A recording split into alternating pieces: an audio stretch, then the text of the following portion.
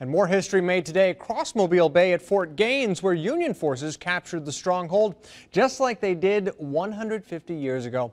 News 5's J.B. Buno was there.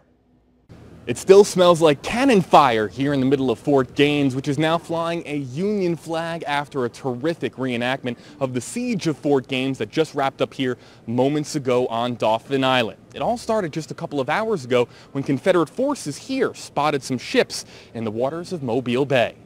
As the Union's Navy fleet surges towards Fort Gaines, Confederate forces greet them with cannons, rifles, and more cannons.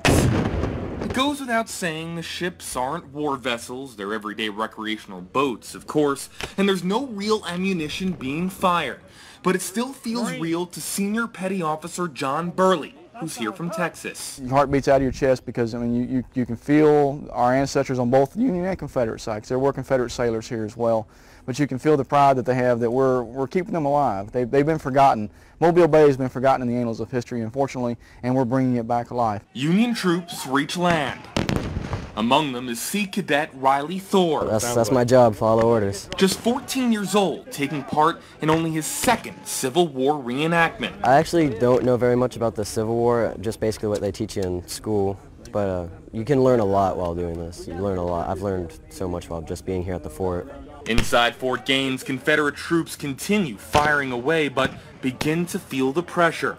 More Union troops land on shore and move closer to the base. It's raw and intense, and people call it the fog of war. It makes you feel as though you're there. We know there's no real bullets in these guns or these cannons, but it's hard not to let the imagination run wild. As the battle rages on, Union forces seize an opportunity, moving towards the fort gate as Confederate soldiers begin to fall. Red Commander, strike your colors, you are surrounded! Led by Burleigh, the Union storms the fort, demands surrender, and claims victory, taking prisoners and the fort itself. To suffer through the heat with the same uniforms they wore and carry the same materials they did, it's an honor and a humbling experience. 150 years ago this month, the siege of Fort Gaines, a Union victory in the Battle of Mobile Bay, was put into the history books, and it was brought back to life in a special commemoration for the young and the old alike this weekend at Dauphin Island.